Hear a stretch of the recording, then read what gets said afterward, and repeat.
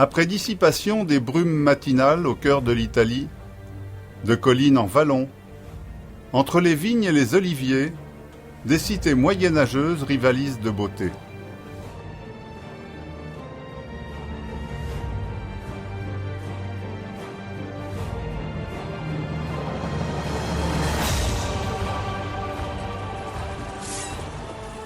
Ces communes libres, ou cités-États, furent le théâtre de guerres civiles atroces. Elles opposaient les Guelfes et les Gibelins. Les Gibelins favorables à l'empereur du Saint-Empire romain germanique.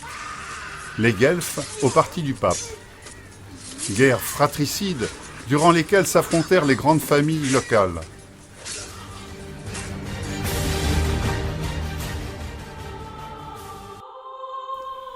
Pise se développe au Xe siècle. Profitant des croisades, elle pratique un commerce florissant avec le Moyen-Orient. Les affrontements entre les familles guelfes et gibelines causeront sa perte. Pise sera annexée définitivement par Florence en 1406.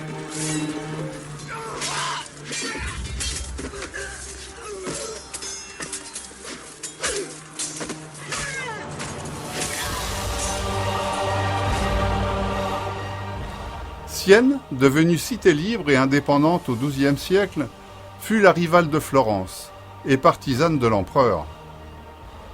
Sienne atteint le plus haut de sa splendeur, tant économique que culturelle. Après la peste de 1348, commença la lente décadence de la République siennoise.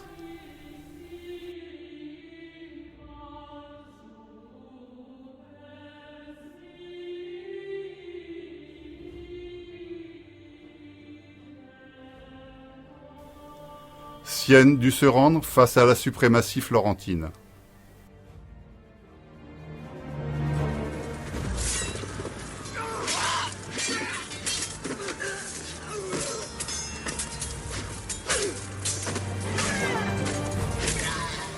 San Gimignano, au XIIe siècle, devint une commune libre.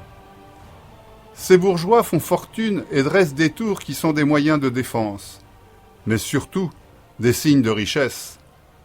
Cette commune souffre de luttes intestines qui la jettent dans une crise grave. San Gimignano se soumettra à Florence en 1353.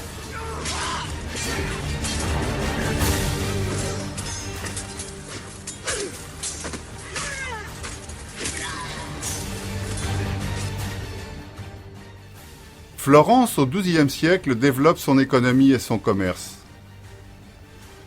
Pourtant, ces années de grande richesse furent masquées par de continuelles guerres entre familles guelfes et gibelines.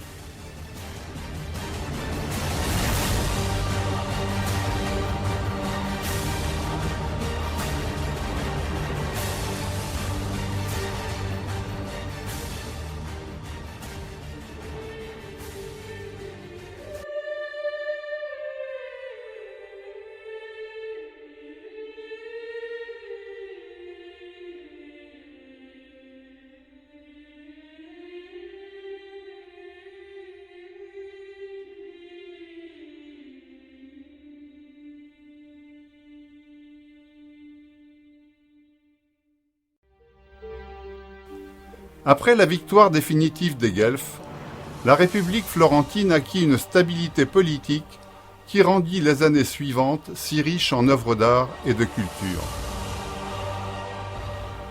Sous l'influence de la famille des Médicis, Florence régna alors sans partage, en soumettant toutes les cités rivales et en créant le Grand-Duché de Toscane en 1569, dont elle devint la capitale.